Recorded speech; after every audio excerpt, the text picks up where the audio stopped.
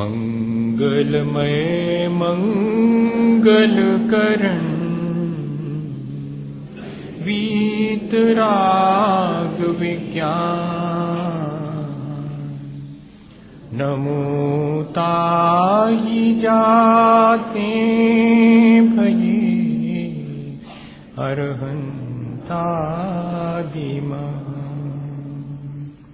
जो विद्यादि सागर सुधी जो विद्यादि सागर सुधी गुरु हैं हितैषी शुद्धात्म में निरत नित्य हितोपदेशी वे पाप ग्रीष्म ऋतु में जल हैं सयाने पूजो के सतत केवल ज्ञान पाने पूजो के सतत केवल ज्ञान पाने। बोले भगवान महावीर स्वामी की, आचार्य कुंद कुंद स्वामी की, आचार्य गुरुवर विद्यासागर मुनि महाराज।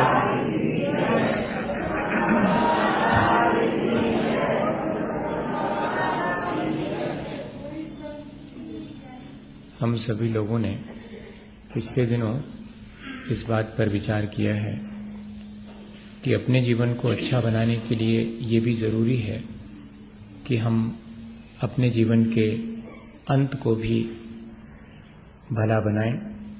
जीवन का अंत यदि हमारा बिगड़ जाता है तो हमारे पूरे जीवन की मेहनत व्यर्थ चली जाती है। जैसे पूरे वर्ष कोई विद्यार्थी अध्ययन करे और जब परीक्षा सामने हो और वो उसमें जैसा पूछा गया है वो न बता पाए तो उसका जीवन भर का जो अध्ययन मनन है, अभ्यास है, वो व्यर्थ माना जाता है। ठीक इसी तरह हमने जीवन यदि ठीक ढंग से जिया है तो हमें इस बात के लिए भी तैयार रहना चाहिए कि अंतिम क्षण भी हमारे समतापूर्वक व्यतीत हो और उसकी तैयारी हमें जीवन भर करनी चाहिए। हमें ये भय नहीं होना चाहिए कि इस देह को छोड़ने से हमारा कुछ बिगाड़ होगा। देह छूटती है क्योंकि हमने देह को धारण किया था, लेकिन यदि हम एक बार निर्ममत्व होकर के देह छोड़ेंगे तो बार बार हमें देह धारण नहीं करना पड़ेगा। इसलिए जब देह छूटने लगे तो देह से ममत्व नहीं करना और अपने उस देह के जितने भी संबंध हमने इस संसार में निर्मित किए हैं उनसे भी विरक्त हो जाना। अपनी देह की सुख सुविधा के लिए हमने जो भी बाह्य सामग्री इकट्ठी करी है वो तो हम अपने साथ ले भी नहीं जा पाएंगे, वो यहीं छूट जाएगी। तब उसके प्रति भी ममत्व लेकर के क्यों जाएं? जब जो चीज साथ में नहीं जाने वाली है तो उसके प्रति आसक्ति को लेकर के जाना ये तो ठीक नहीं है। ऐसा हम सदा विचार करते रहें तो ही आखिरी समय ये विचार दृढ़ता से हमारे काम में आ सकेगा। सूर्य उगता है और अस्त होता है, सनराइज और सनसेट। कहीं भी ये नहीं लिखा कि सन बर्थ और सन डेथ, है ना। सनराइज एंड सनसेट, वो कल फिर उगेगा। सूर्य का प्रकाश आज लुप्त हुआ है हमारे यहां पर, वो अन्यत्र कहीं अपना प्रकाश दे रहा है। ठीक ऐसे ही हमें अपने जीवन के बारे में भी जानना चाहिए कि यदि मृत्यु हुई है तो वो सिर्फ शरीर की हुई है। मेरी मृत्यु शरीर की मृत्यु से कोई संबंध नहीं रखती है। मैं शाश्वत हूं, मैं अन्यत्र कहीं जाकर के और फिर नई देह धारण करूंगा, क्योंकि अभी मैंने ऐसा कुछ अभ्यास नहीं किया है कि मुझे बार बार देह धारण न करनी पड़े। इसलिए दूसरी बार देह मुझे धारण तो करनी पड़ेगी, पर मैं निरंतर उस देह के प्रति अपने ममत्व को घटाता जाऊं तो फिर एक दिन मेरे जीवन में यह भी आएगा कि मुझे वो देह नहीं मिलेगी। इस तरह का जो अभ्यास जीवन भर करता है वो ही अपने जीवन के अंत में लिखा हुआ है कि किस तरह से और हम अपने जीवन के अंत में संलेखना या कि समाधि स्वीकार कर सकते हैं। उसके लिए आचार्य समंतभद्र स्वामी ने कई कारिकाएं लिखी हैं। एक संलेखना का अलग से उन्होंने प्रकरण ही रत्नकरंडक शावकाचार्य में लिखा है। हम आज देखें कि वो जीवन के अंत में ली जाने वाली संलेखना की प्रक्रिया क्या है। ये तो हमने जान लिया कि संलेखना कब लेनी चाहिए। उपसर्गे दुर्भिक्षे जरसिरुजायाम चन्नी प्रतिकारे धर्माय तनु विमोचनम आहु संलेखना माय। संलेखना अपने धर्म की और रत्नत्रय की रक्षा के लिए ग्रहण की जाती है किन क्षणों में, जबकि कोई उपसर्ग आ गया हो जिसमें मरण निश्चित हो, दुर्भिक्ष पड़ गया हो जिसमें मरण निश्चित हो, बुढ़ापा जिसके बाद मरण निश्चित है, बुढ़ापा आ गया हो, या ऐसा कोई रोग जैसे किसी को कैंसर हो जाता है, अब उसका कोई इलाज अगर लास्ट स्टेज है तो संभव ही नहीं। शुरुआत की स्टेज में यदि डायग्नोस हो जाए, मालूम पड़ जाए, तो फिर तो थोड़ा बहुत क्योर हो सकता है, लेकिन ऐसा रोग जिसका प्रतिकार संभव नहीं है, सब में प्रतिकार शब्द लगा लेना, ऐसा उपसर्ग जिसका प्रतिकार संभव नहीं, ऐसा दुर्भिक्ष जिसका प्रतिकार संभव नहीं, ऐसा बुढ़ापा जिसका प्रतिकार संभव नहीं, ऐसा रोग जिसका प्रतिकार संभव नहीं हो, ऐसी स्थिति बन जाने पर फिर संलेखना ग्रहण की जाती है। आंखों की ज्योति कम हो गई, कानों से सुनना कम पड़ने लगा, शरीर शिथिल हो गया, भोजन किया नहीं जाता, भोजन बाहर फिकता है, अंदर ग्रहण नहीं होता, ऐसी सारी स्थितियां अगर जीवन में निर्मित हो जाएं। कर्मानंद जी हुए जो कि बाई बर्थ जैन नहीं थे। जैन धर्म का अध्ययन बहुत किया उन्होंने और सारे बातों से संतुष्ट थे। सिर्फ एक बात की कड़ी आलोचना करते थे कि जैनियों के यहाँ पर और बातें सब ठीक जान पड़ती हैं, लेकिन ये आखिरी समय अपने हाथ से मरने की प्रक्रिया नहीं समझ में आई, ऐसा कहते थे।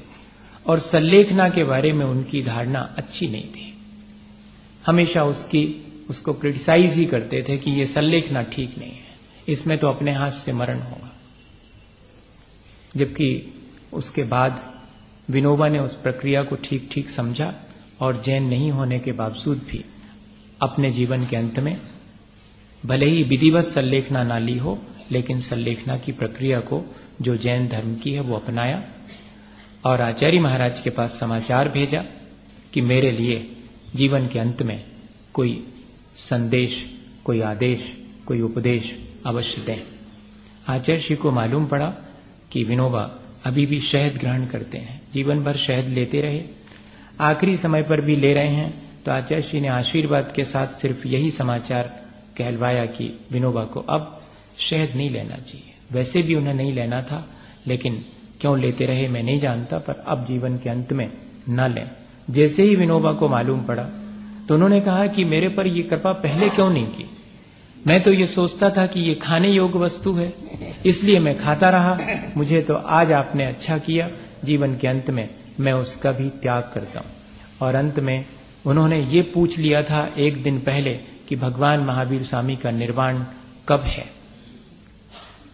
और ठीक उसी दिन भगवान महावीर स्वामी के निर्वाण के सुबह प्रत्यूष की वेला में उन्होंने अपने संलेखना को पूर्ण करके प्राणों का, देह का परित्याग किया। कर्मानंद जी की बात मैं कर रहा था, उन्होंने जब इस प्रक्रिया को क्रिटिसाइज किया, पर उनके जीवन में वे हमेशा गीता का पाठ किए बिना पानी भी मुंह में नहीं देते थे। उनको बहुमूत्र रोग हो गया, बार बार टॉयलेट जाना, ऐसी स्थिति में शुद्धि नहीं रह पाती थी।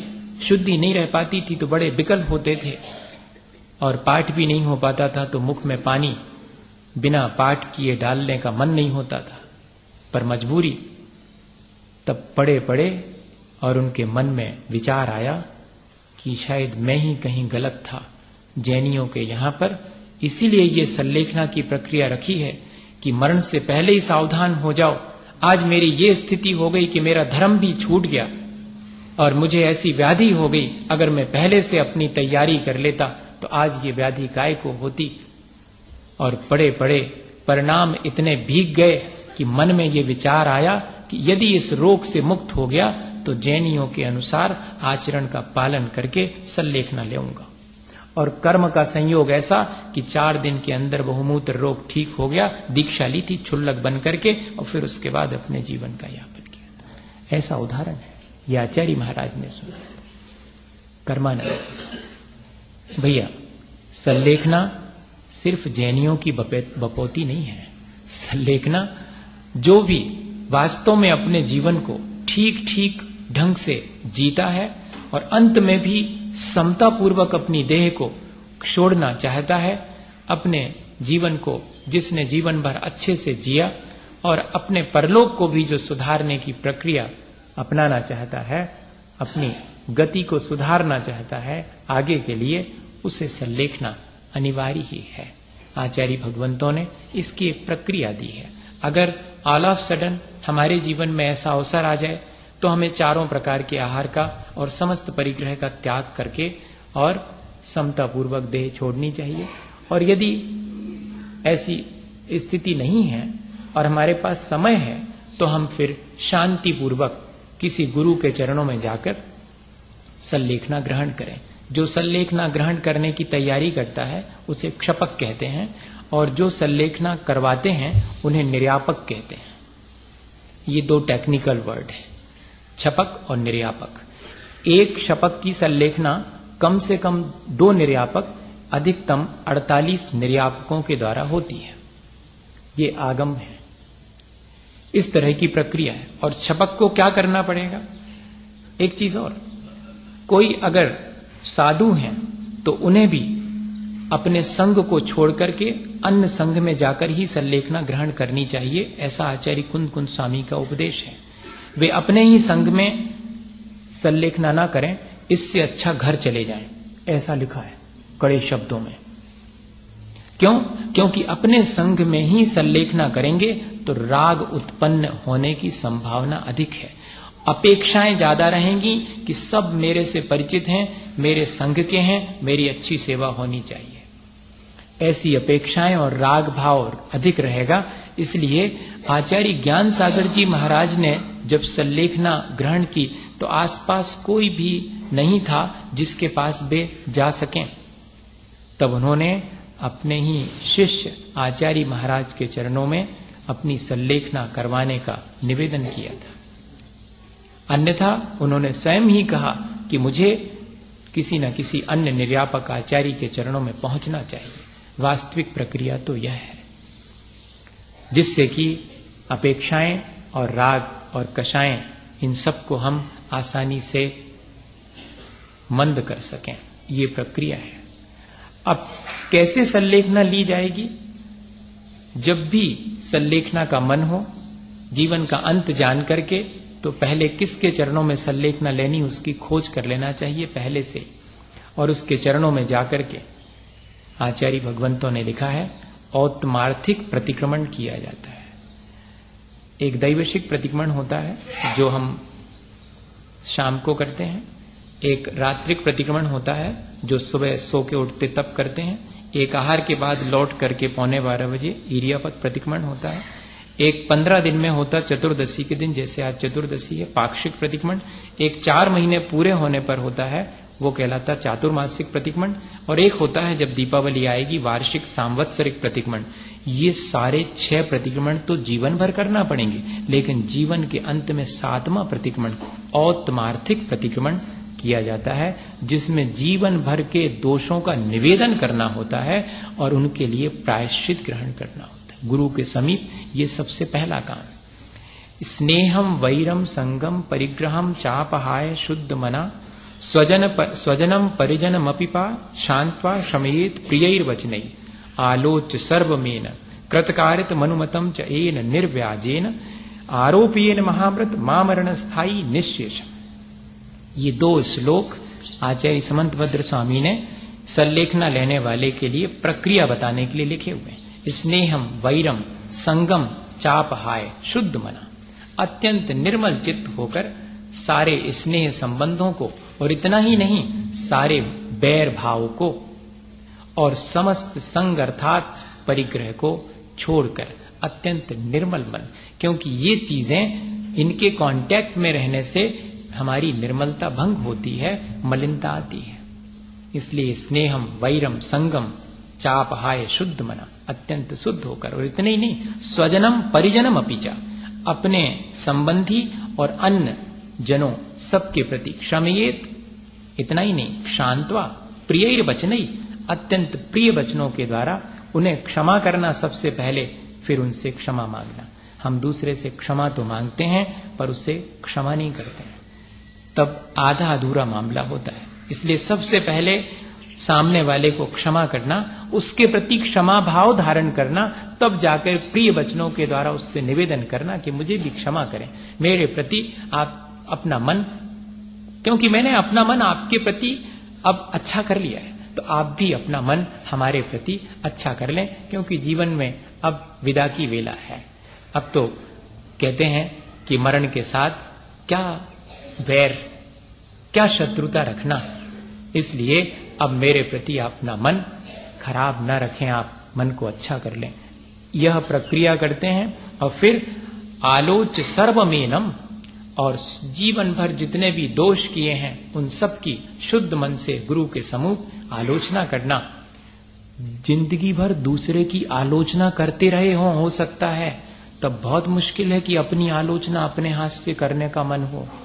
हाँ, जो दूसरे के कामों की आलोचना करता रहता है वो अपनी आलोचना कभी नहीं कर सकता। आसमंतात लोचनम उद्घाटयति इति आलोचना, जिससे हमारी आंख खुल जावे। वास्तव में आलोचना वो है, हम चाहते हैं कि दूसरे की आंख खुल जावे, दूसरे को आईना जिंदगी भर दिखाते रहे। अब कह रहे हैं कि आईने में अपना चेहरा देखो, कहां कहां कालिख लगी है पहुंचो, कहां कहां और लगने की गुंजाइश है उससे बचो। मन वचन काय तीनों के द्वारा अपने किए गए दोषों के निराकरण की प्रक्रिया करो। जब शुद्ध मन हो जावे तब फिर आरोपयेन सर्वमेन महाव्रतम, और फिर समस्त अहिंसा, सत्य, अचौर्य, ब्रह्मचर्य और अपरिग्रह, इन 5 महाव्रतों को धारण करो। यह प्रक्रिया सल्लेखना से पूर्व की है।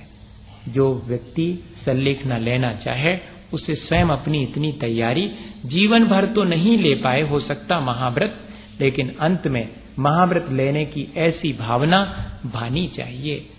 एक दिन भले ही मैं महाव्रत के साथ जीऊं, लेकिन मेरे जीवन में वो अवसर भी आवे जबकि मैं महाव्रतों के साथ फिर अपने जीवन में के अंत को प्राप्त कर सकूं। इस तरह की प्रक्रिया आचार्य भगवंतों ने लिखी है। इसके बाद फिर कहते हैं कि जो मोटा मोटा आहार है, खाद्य सामग्री है, उसको छोड़ो, क्योंकि उसके द्वारा शरीर में मल का संचय ज्यादा होता है। शरीर को रिफाइन करना है और अपने चित्त को भी रिफाइन करना है। दोनों का को रिफाइन करने के बाद ही हम ठीक ढंग से शरीर को छोड़ पाएंगे। कितनी साइंटिफिक और कितनी लॉजिकल प्रक्रिया रखी गई। मन को भी निर्मल बना के जा रहे हैं, और इतना ही नहीं, शरीर में भी कोई गंदगी संचित ना हो इसका उपाय, ताकि शरीर निरोग रहे। मरते समय अगर निरोग रहेगा तो आकुलता नहीं होगी, अन्यथा ये शरीर आकुलता में कारण बन सकता है। इसलिए उसे भी रिफाइन कर रहे हैं। स्थूल आहार छोड़ दिया, मात्र दूध इत्यादि रखा। उसके बाद दूध भी छोड़ करके छाछ ग्रहण करी, छाछ के बाद फिर पानी, और पानी के बाद पंच नमस्कार मनाइए। अब पंच परमेष्ठी में अपना ध्यान लगाएं। आयु शेष रहने पर अगर कोई व्यक्ति पानी छोड़ भी देवे, साइंस का कहना है कि 90 दिन तक आसानी से जीवित रह सकता पानी का त्याग करने के बाद भी, लेकिन हड़बड़ी नहीं होनी चाहिए मरने की। और न जीने की आकांक्षा होनी चाहिए। ये कंडीशन है। निराकुल भाव से पड़ा रहे तो 90 दिन तक आयु शेष होने पर, और अगर आयु शेष नहीं है तो आप खाते पीते भी और मरण को प्राप्त हो सकते हैं। हाँ, अधिकांश लोग खाते ही खाते मर जाते, दवाई खाते और सिलाइन ड्रिप लगाते लगाते ही निकल जाते प्राण। और आज की प्रक्रिया यही है। आज जो है, अगर बेटा इतनी सेवा माता पिता की ना कहे तो 4 लोग उलाहना देंगे, जबकि सच्ची सेवा ये है माता पिता की कि उनको धर्म ध्यान में आखिरी समय लगाना, उनके परिणाम संभलवा करके उन्हें संलेखना की तैयारी करवाना। सुक्को पड़े इस पचड़े में, जाओ सो अपने हॉस्पिटलाइज कर दो, सुबह शाम फोन से मोबाइल पे बात कर लेंगे, कैसी है तबीयत, सब देख रहे हैं, हाँ ठीक है, ड्रिप दे दी, इंजेक्शन दे दिया, कब तक मरे हैं, बस जावन नहीं पूछत। इंतजार रोज करते हैं।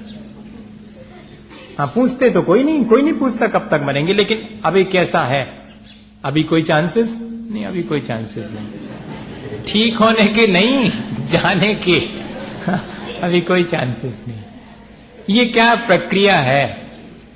इस तरह तो हमें अपने जीवन को भी हमने शायद ठीक से नहीं जिया, और आखिरी समय भी हम अपने हाथ से बिगाड़ रहे हैं। कोई नहीं बिगाड़ रहा हमारा जीवन, अपने हाथ से हम अपना जीवन बिगाड़ रहे हैं।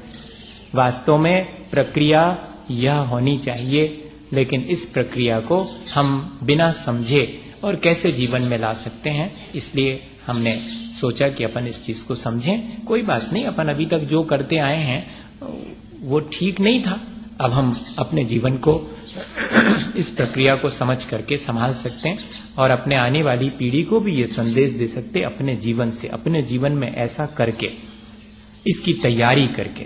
ऐसी तैयारी रोज रोज यदि हम करेंगे तो कोई वजह नहीं है कि हम जीवन के अंत में सफल नहीं होंगे।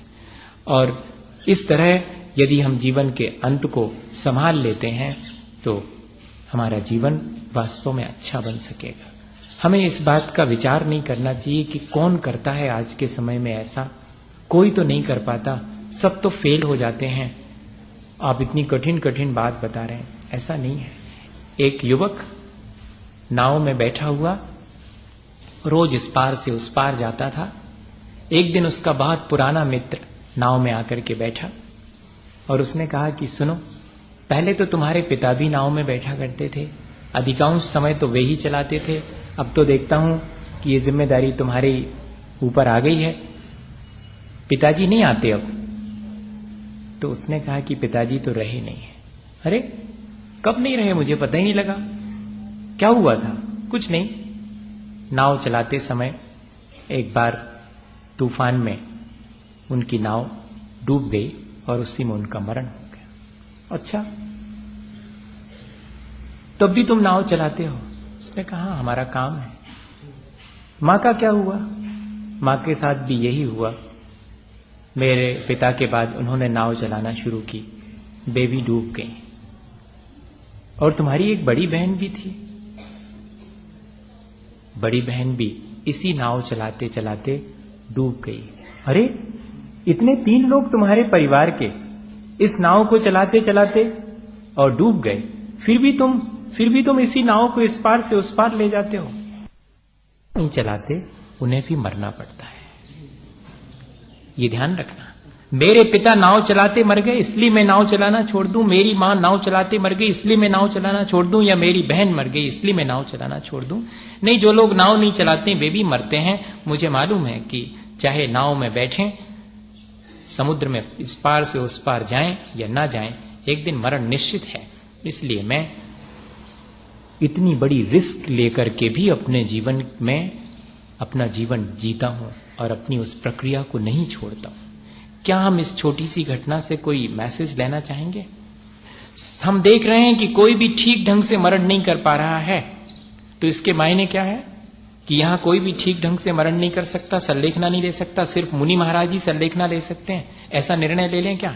नहीं, आज भी कोई भी व्यक्ति चाहे जीवन के अंत में इस तरह से इस प्रक्रिया को अपना करके और अपने अंत समय को भी सुधार सकता है। जीवन भर तो हमने जो कुछ किया है वो ठीक किया है, जानकारी में जैसा हमारी है वैसा हमने किया है, लेकिन अंत में ऐसा ना हो कि हम गाफिल हो जाएं या घबराहट में अपने प्राण छोड़ दें। मरने से पहले मरने का भय तो छोड़ ही देना चाहिए, मरना तो अनिवार्य ही है। लेकिन हम लोग मरने के भय से इतने ग्रसित होते हैं कि मरण बाद में आता है, हम पहले ही प्राण छोड़। एक जगह पढ़ता था, उसमें लिखा कि अधिकांश लोग अपनी किसी शरीर की व्याधि से या अन्य किसी कारण से नहीं मरते हैं, वे तो मरण के भय से, मरण आने से पहले ही अपने प्राण छोड़ देते हैं। अधिकांश लोगों के साथ यही। कैंसर वाले लोगों को पैलिएटिव केयर एक सेंटर भोपाल में डेवलप किया गया सिर्फ इस बात के लिए कि उन्हें समझाया जाए कि मरण निश्चित है और ईश्वर ने तो तुम्हारे लिए, अब कैसे समझाएं उनको, तो ऐसे ही कहना पड़ता है। हालांकि ईश्वर इस तरह की बातों में कोई इंटरफियर नहीं करता, हाँ वो अपने आप में मस्त वहां बैठा रहता, वो हमारा हिसाब किताब नहीं बनाता, उसको फुर्सत नहीं थी।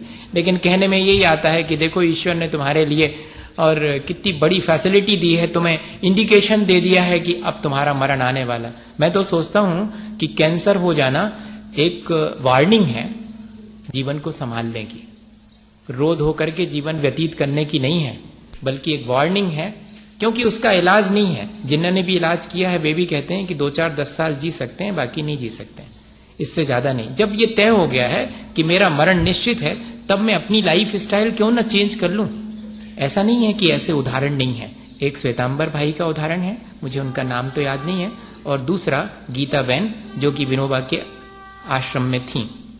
ये 2 उदाहरण है कैंसर के, जिसमें कि लास्ट स्टेज, और एक तो मैंने बैंकॉक का नहीं अमेरिका का एक उदाहरण मैंने जब संगोष्ठी थी उस समय आपको सुनाई था कि उन्होंने किस तरह से प्रार्थना से डज प्रेयर हील ऐसा करके डॉक्टर लारी डोसी ने, और जो कि वहां पर उसमें अपने पेशेंट को देख रहे थे, कैंसर पेशेंट को, और कैसे उसने प्रार्थना से अपना कैंसर ठीक किया था। ऐसे ही 2 और हैं इस तरह की स्थितियां जो कि यहीं पर सन 74 और 73-74 के लगभग की घटना है कि कैंसर की लास्ट स्टेज में जब डॉक्टर्स ने कहा था कि अब जीवन तुम्हारा समाप्त होने को है, अगर तुम्हें ईश्वर को याद करना हो तो कर सकते, तब ईश्वर को याद न करके, और उन्होंने मालूम क्या करा था, वो ईश्वर को तो मैं हमेशा याद करता रहता हूं, अब मुझे इतना और करना चाहिए कि मेरा जीवन का अंत आ गया है, तो खम्मामी सब जीवाणम सव्वे जीवा खमंतु में मेति में सौ देशु वैरम मध्यम न के नभी। बस ये श्लोक दोहराते थे दिन रात, और पंच नमस्कार मंत्र, नमोकार मंत्र, ये 2 चीजें रखी थी उन्होंने। और आप आश्चर्य करेंगे कि वे उसके बाद 15 साल तक जिए, लेकिन उन्होंने एक भी दिन इस प्रक्रिया को नहीं छोड़ा, जबकि कल और परसों जी जाएं ऐसा निश्चित नहीं था डॉक्टर्स की तरफ से। लेकिन वे रोज रोज इस बात का इंतजार करते थे कि हो सकता है कि कल मरना पड़े, इसलिए मैं पूरा दिन सब जीवों से क्षमा मांगने में बिताऊं और पंच परमेष्ठी का स्मरण करने में बिताऊं, और इस तरह वे ठीक हो गए और 15 साल तक जिए। गीता बहन विनोबा के आश्रम में जब मालूम पड़ा कि कैंसर हो गया है और लास्ट स्टेज में है, क्योंकि शुरू में तो डायग्नोज बहुत मुश्किल से होता है, जब स्टेज पार हो जाती तब समझ में आता है। अब जरूर बहुत ऐसे साधन आ गए हैं कि डायग्नोज होने लगा। मैं आपसे इसलिए ये बात कह रहा हूं कि इस तरह की स्थिति हम लोगों के साथ बननी ही नहीं चाहिए। अगर बनती है तब हमें क्या करना, लोग आकर पूछते हैं कि जीवन भर व्रत नियम पालन करे, अब उनको जो है ऐसी स्थिति आ गई, बीमार हैं, कौमा में चले गए हैं, अब हम का उनको सल्लेखना दिलावें और का कैसो करें। महाराज आप बताओ, अपने वृद्ध जनों को और ऐसी स्थिति निर्मित होने पर हम क्या कर सकते हैं, ये हमें सीख लेना चाहिए और उन्हें भी इस बात के लिए तैयारी करवा देना चाहिए। उन्होंने मालूम क्या किया था उन गीता बहन ने, जो कि 60-65 वर्ष की हो गई थी कैंसर डायग्नोज होने के बाद। उन्होंने कहा कि अब मैं सब छोड़ती हूं। अपने हाथ से नीम के पेड़ के नीचे एक झोपड़ी बनाई पत्तियों की, और बस उबला हुआ पानी लेंगे और पत्तियों वाली हरी सब्जी खाएंगे, और बाकी जीवन में सब चीजों का त्याग। बे उबला पानी पीती थी और थोड़ी बहुत उबली हुई जो पत्तियां हैं वो खाया करती थी, और वे भी अपने इस कैंसर की स्थिति में बिना किसी कोबाल्ट रेस के ट्रीटमेंट के, और भी कोई ट्रीटमेंट नहीं लिया उन्होंने, और बिना ट्रीटमेंट के 12-15 साल तक जी, और आखिरी में प्रसन्नता पूर्वक अपनी देह छोड़ी। ये इतनी लंबी प्रक्रिया सल्लेखना की हो सकती है। सावधानी पूर्वक अपने जीवन को अंत समय में जीना, जिससे कि धर्म हमारा सुरक्षित रह सके, हमारे परिणाम न बिगड़ सकें, मैं आपको इसलिए ये उदाहरण सुना रहा हूं कि इस तरह की स्थिति हम सबके आसपास देखने में आती है, हम सबके जीवन में भी आ सकती है। ये उदाहरण हमारे दिमाग में रहें ताकि काम आ सके। अब जो मुनि महाराज जिन्होंने सल्लेखना ली या क्षुल्लक महाराज, उनके कुछ थोड़े से उदाहरण, क्योंकि ये प्रक्रिया बहुत प्रैक्टिकल है, इसको तो इन उदाहरणों से ही समझा जा सकता। बाकी तो मैंने बता ही दिया कि जीवन के अंत में आसक्ति छोड़ना शरीर से भी, और कषायों को मंद करना, और आहार की प्रक्रिया को, आहार की सामग्री को कम करते जाना। 12 बरस तक जो इस बात की साधना करते हैं उसमें सबसे पहले लिखा है कि शुरू के 4 वर्षों में शरीर को सहिष्णु बनाना, सहनशील बनाना। इसके लिए कायक्लेश नाम का तप शुरू के 4 वर्षों में करना। 12 बरस की सल्लेखना लेने वाला कैसे करेगा? जैसे कि मैंने अपना एक रफ कैलकुलेशन किया है कि मेरी 72 एज है, तो मेरा काम है कि मैं 60 के पहले और अलर्ट हो जाऊं। हाँ, मैं आपसे बता रहा हूं। तो ऐसे ही आप कैलकुलेट कर सकते हैं कि आपकी एज क्या है। ये कोई बहुत कठिन कैलकुलेशंस नहीं है, इतना साइंस आज भी है। इन ज्योतिष को भी लोगों ने साइंस मान लिया है, उसमें अच्छे परफेक्ट कैलकुलेशंस हैं। उनसे हम अपने एज को कम से कम एक रफ अप्रोक्सीमेट आइडिया कर सकते हैं। और 12 वर्ष में शुरू के 4 वर्षों में शरीर की सहन शक्ति बढ़ाने के लिए विभिन्न प्रकार का कायक्लेश तप करना। हाँ, घंटों घंटों एक आसन में बैठना, उठना ही नहीं। आचार्य महाराज कहते हैं कि अगर स्वाध्याय भी करना है तो नियम ले लो, 6 घड़ी 2.25 घंटे एक ही स्थान पर बैठूंगा, स्वाध्याय करूंगा, जाप देऊंगा, उठूंगा नहीं वहां से। ये आसन की साधना। क्यों? बाद में जीवन के एक ही आसन से लेटे पड़े रहना पड़ेगा। हाँ, फिर आकुलता होगी, उठूं, कोई उठा दो मेरे लिए, बैठे लेटे लेटे इतना टाइम हो गया, टिका दो थोड़ा पीछे, गद्दी लगा दो। ये आराम तलबी, ये शरीर को जितनी सिखाओगे उतनी सीख लेगा वो। और अगर इसके साथ हिसाब के साथ ठीक रखोगे तो फिर ये उतनी आराम तलबी नहीं मांगता, जैसे पड़े रहेगा वैसे ही पड़ा रहेगा। इसलिए इसको कष्ट सहिष्णु बनाना 4 वर्ष तक, फिर उसके बाद इसको जीतना। 2 ही चीजें जीतना जरूरी है। इसको जीत लिया, स्पर्श जीत लिया और ये जिह्वा जीत ली, तो 4 वर्ष तक रस परित्याग विभिन्न प्रकार से। 8 वर्ष तो ऐसे निकल गए। फिर अगले 2 वर्षों में आचाम्ल या निर्विकृति, छाछ इत्यादि या कि माढ़, जो कि अपन चावल बनाते हैं तब उस समय निकलता है, वो उसमें थोड़ा बहुत चावल भी है और माढ़, वो अकेला पी करके 2 बरस निकाल दिए। पूरा क्लीन हो जाएगा एकदम सिस्टम भीतर का। और निराकुल अवस्था भी, निर्विकृति, क्योंकि रस जो है विभिन्न हमारे अंदर जाते हैं तो हमारे मन को विकृत भी करते हैं। हाँ, इस निर्विकृति इसलिए उसका नाम रखा हुआ है, छाछ को निर्विकृति कहा है। और अब 10 बरस हो गए। 1 बरस में अब जो है मात्र चावल इत्यादि तो कुछ भी नहीं डालेंगे उसमें, माड़ है उसको भी बहुत पतला करके, और या फिर उस माड़ के साथ कोई भी एक आइटम जिसको अपन बोलेंगे या तो आम की एक कली या कि आंवले की, कोई भी एक उसमें डाल करके, ताकि अब वो थोड़ा सा कसायला लगेगा। अभी तो आराम से भा जाता था, अब वो थोड़ा कसायला। अच्छा, कोई चीज अपने मन पसंद की हो तो ज्यादा खा सकते हैं, और मन पसंद की नहीं है। अब तो जो है बस शरीर में डालना है, जिह्वा की लोलुपता अब नहीं रही। अब शरीर चलाने के लिए थोड़ा 1 कटोरी देना है। वर्णी जी ने अपनी सल्लेखना अपने हाथ से ले ली थी, कोई नहीं था ईसरी में, गणेश प्रसाद वर्णी ने। 8 दिन के बाद मालूम पड़ा था, समय सार जी का ऐसा अध्ययन करते थे कि आज क्या करता होगा।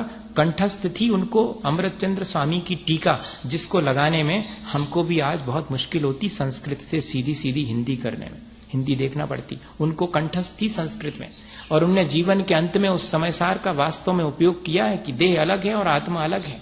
8 दिन तक मालूम नहीं पड़ने दिया कि सल्लेखना ग्रहण कर ली। 8वें दिन समय सार जी के भीतर कवर के और एक ऐसा कागज इतना उसमें लिखा हुआ मिला। क्या लिखा था? इस शरीर ने अब मेरा साथ देना छोड़ दिया है, सो मैंने भी अब इसका साथ छोड़ दिया है। हाँ, अब ये मेरे धर्म ध्यान में बाधा बनने लगा, इसलिए मैंने अब टाइट कर दिया। इस तन को मैंने अब वेतन देना कम कर दिया। आज इतने 1 कटोरी दाल, 1 फल का, फिर धीरे धीरे करके आधा कटोरी और आधा फल का। 8वें दिन जाकर के मात्र 1 कटोरी, वो आधे कटोरी दाल लेके आए थे।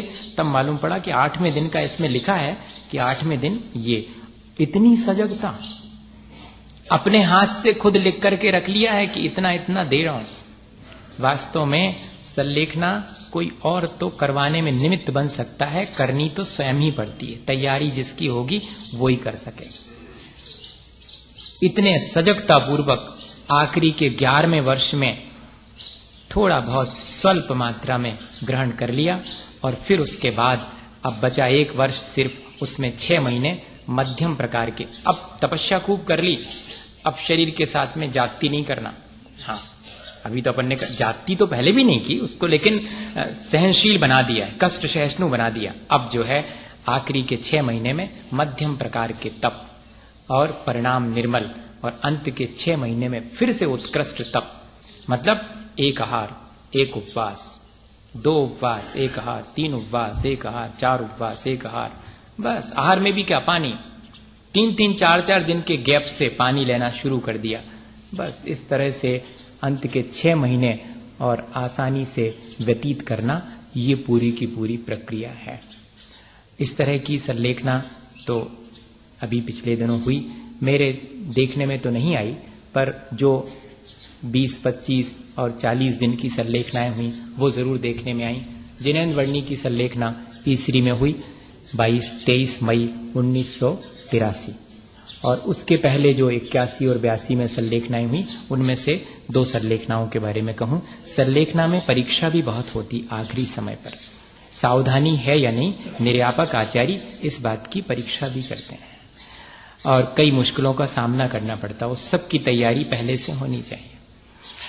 तो वर्णी जी की सल्लेखना तो मैंने आपको पहले भी कभी कहा था, जिनेन्द्र वर्णी ने किस तरह से, और इतने निर्बल शरीर होने के बावजूद भी बहुत शांति से जीवन के अंत में सल्लेखना करी। और उनके साथ तो ऐसा उनका पुण्य का उदय कि हम लोग उनको आहार के बाद और ईश्वरी के मंदिर के नीचे तलघर में ले जाया करते थे। गर्मी के बहुत दिन थे, मई का महीना, तो नीचे थोड़ी ठंडक रहेगी, वहां ले जाते थे। तो आहार के बाद हम लोगों ने आकर और उनको स्ट्रेचर पर और नीचे ले जा रहे थे, एक झोली जैसी। स्ट्रेचर कह दिया मैंने ताकि जल्दी समझ में आ जाए, बाकी तो नहीं तो आप कहें कि स्ट्रेचर ही पे ले गए थे क्या। झोली बना लेते हैं, उसमें बिठाल करके 2 महाराज पकड़ के नीचे ले गए उनके लिए। तो ले जा रहे थे, तो सीढ़ियों के ऊपर उन्होंने कहा कि क्या आचार्य महाराज आहार से लौट आए। हम लोगों ने, इशारा पर्याप्त होता है उस समय, बहुत सजग रहना पड़ता है कि क्या कह रहे हैं, क्या इच्छा है उनकी। आचार्य महाराज आहार से आ गए, इसके मायने हैं कि वो उनके दर्शन करना चाहते हैं। तुरंत मैसेज पहुंच गया आचार्य महाराज के पास, और हम लोग धीरे धीरे सीढ़ियां उतर रहे हैं। इतनी ज्यादा दूर नहीं था मंदिर, हम लोग आधी सीढ़ियां उतरे होंगे और आचार्य महाराज सीढ़ी के पास आ गए ऊपर। और पूरी सीढ़ियां उतरने पर फिर उन्होंने कहा कि क्या आचार्य महाराज आ गए आहार से।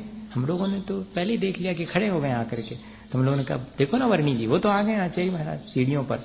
तो नीचे सोचिएगा कि नीचे से उन्होंने दृष्टि ऊपर फैलाई, आचार्य महाराज के दर्शन किए।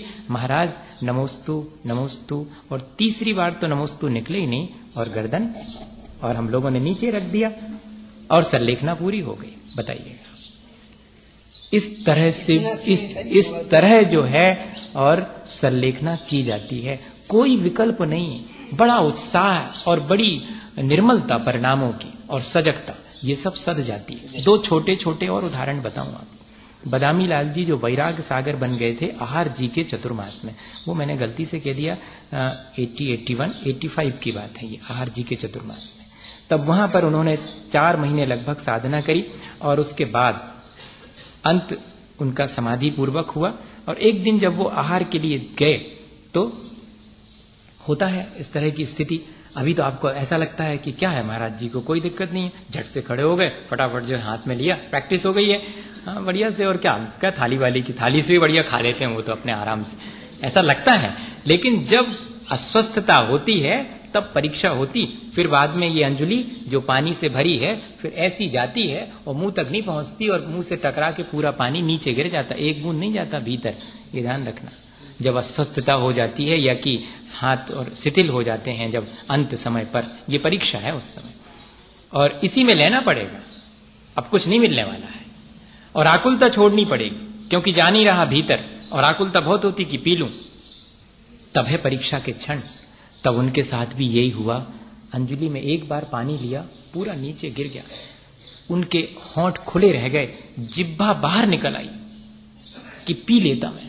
थोड़ा दूर से गिरा है पानी, एक तरफ दिख रही है उनके अंदर पीने की इच्छा, और वो आचार्य महाराज देख रहे हैं। निर्यापक आचार्य का काम है। कहते तो ये हैं, भगवती आराधना पढ़ेंगे कि 56 प्रकार के सारे भोजन छपक के सामने लाकर रखे जाते हैं कि किसी चीज के खाने की इच्छा तो नहीं रहेगी। अगर इच्छा रह गई हो तो पहले पूरी कर लो, नहीं तो इच्छा साथ में लेकर के जाओगे तो जीवन बिगड़ जाएगा। हाँ, इतनी सावधानी। आचार्य श्री ने मालूम क्या कहा, हम लोग खड़े हैं सब, देखें अब क्या होता है। पीते नहीं बन रहा है पानी, या तो ये छोड़ देंगे और या फिर आचार्य महाराज कुछ उपदेश देंगे। आचार्य महाराज ने उपदेश कुछ नहीं दिया। सुनो, हम लोगों से कहा सुनो सुनो, गिलास में दो, गिलास में पानी दो। गिलास में पानी, हम लोग समझ गए कि परीक्षा है छपक की अब। और महाराज को धीरे से कहा, महाराज अंजलि में पानी नहीं लिया जा रहा, गिलास में दे दें, गिलास में ले लो। अब बहुत कठिन है काम, आसक्ति अगर होगी तो बहुत कठिन है, लेकिन उनके अंदर भी आसक्ति नहीं थी। सिर हिला दिया, इनकार कर दिया, और इतने ही नहीं, हाथ से थोड़ा साधे हुए थे तो दोनों जन को हाथ से दबा कर कहा कि बिठाल दो, और बैठ गए। आहार तो लिया नहीं गया। अब जब शरीर ही आहार ग्रहण नहीं कर रहा तो मैं आहार ग्रहण करने का विकल्प क्यों करूं। और बस कुल्ला करके, कायुस्सर करके वहीं आचार्य महाराज खड़े हैं, उनके चरणों में जीवन पर्यंत अन्न जल का त्याग। 3 दिन तक रहे थे उसके बाद, और शांति पूर्वक उनका भी मरण हुआ। और एक और घटना, राजा राम ब्रह्मचारी 10वीं प्रतिमा लिए थे सन 81 या 82 की बात है। हाँ 82 की, नैनागिर में। वो सरलेखना भी मैंने दे, उन दिनों में 4 सरलेखना एक साथ हुई, लेकिन उसमें से एक सुना रहा हूं, बाकी सब एकदम सामने आ जाती हैं। एक उधर सरलेखना चल रही, एक साथ 4 लोगों की सरलेखना हुई, जिसमें एक राजा राम जी ब्रह्मचारी। जीवन भर की तो साधना थी, लेकिन आखिरी समय बहुत पुण्य चाहिए। मैं आपसे ये घटना इसलिए सुना रहा हूं कि ऐसी स्थितियां निर्मित हो सकती हैं। आज अपना सरलेखना का लगभग काम मेरे ख्याल से मैंने पूरा कर दिया। 48 मुनि महाराज जी के बारे में जरूर आपको बताना था, फिर वो घटना सुना के पूरा कर दूंगा, वो और बता दूं। 48 मुनि महाराज की क्या जरूरत है सेवा के लिए, एक एक शपक के लिए? तो कहते हैं 4 मुनि महाराज तो सिर्फ उनको सहारा देने के लिए हमेशा उनके पास विद्यमान रहे। फिर उसके बाद 4 मुनि महाराज उनके पास धर्मोपदेश के लिए, क्योंकि चार एक साथ तो नहीं देंगे, एक एक देंगे, लेकिन पूरे 24 घंटे देना है। हाँ, उस समय पर और जो मुनि महाराज रहते हैं उनको सिर्फ आहार के लिए जाना भर अनिवार्य है, और बाकी सामायिक करना, प्रतिक्रमण करना, बाकी सब चीजें कोई अनिवार्य नहीं होती हैं। हम लोगों की 1-1 घंटे की रात में भी ड्यूटी लगती थी। ठीक 12 से 1 बजे तक मुझे जाना है तो 12 बजे ठीक उठ करके 1 बजे तक वहां अटेंड करेंगे, बोल भी सकते हैं रात्रि में छपक से, और किसी से नहीं। हाँ, ये सारी चीजें, इसलिए धर्मोपदेश के लिए फ्री 4 मुनि महाराज 24 घंटे जब वे चाहेंगे तब प्रेम पूर्वक उनको धर्म की बात सुनाने के लिए। 4 मुनि महाराज आहार की जो स्थूल चीजें हैं, और 4 मुनि महाराज पेय पदार्थ, इनके लिए बताइएगा। आहार की प्रक्रिया देखने के लिए 4 तो स्थूल पदार्थ, 4 जो है पेय पदार्थ, और 4 उन सब का शोधन करने 12 मुनि महाराज चाहिए उनके आहार की प्रक्रिया के लिए, और कोई को शामिल नहीं होने देंगे, वे ही करेंगे सारी प्रक्रिया।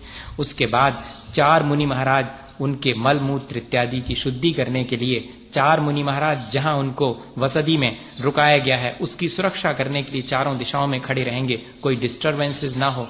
4 मुनि महाराज धर्म सभा के लिए चारों दिशाओं में बैठे रहेंगे, जो लोग छपक के दर्शन करने आएंगे उनको वहीं से चारों दिशाओं में संबोधन करेंगे। और इतने नहीं, उन 4 धर्म सभा में बैठे मुनि महाराजों की रक्षा के लिए 4 मुनि महाराज, कि कोई आकर के उन पर आक्रमण ना करे, ऐसी स्थितियां पहले निर्मित हो जाती थीं।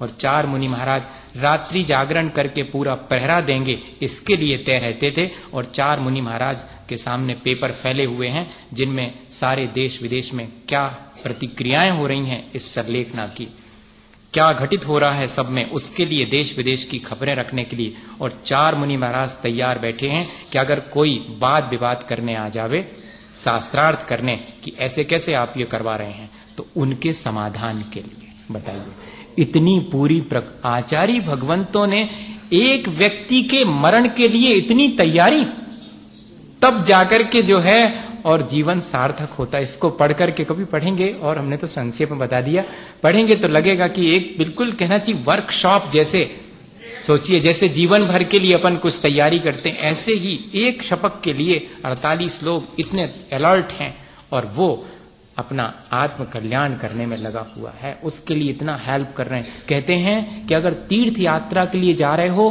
तो छोड़ दो, पहले जीवित तीर्थ जो सल्लेखना ले रहा है उसके दर्शन कर लो, तीर्थ यात्रा का पूरा लाभ मिल जाए।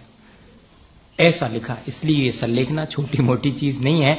इस सल्लेखना में कैसे कैसे परिणाम हो जाते हैं वो और हम उदाहरण से आपको बता दें। आज मैंने थोड़ा ज्यादा समय ले लिया, 9:25 की जगह पर 37 हो गए लगभग। 2 मिनट और लगेंगे, उसमें तो कैसेट वाले भी कुछ नहीं बोल रहे हैं, उनकी खत्म हो गई होगी, नहीं होगी।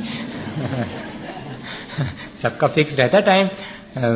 तो क्या हुआ कि आखिरी समय और उनको थाली में भूल से वो सेव फल नहीं लेते थे, उन्होंने फलों का त्याग कर दिया था, लेकिन दूर कहीं पर सेव फल रखे दिख गए उनको, भोजन के लिए ले गए थे उनको। 10वीं प्रतिमाधारी थे, हम लोग 2-3 लोग साथ में थे। बहुत अलर्ट रहना पड़ता।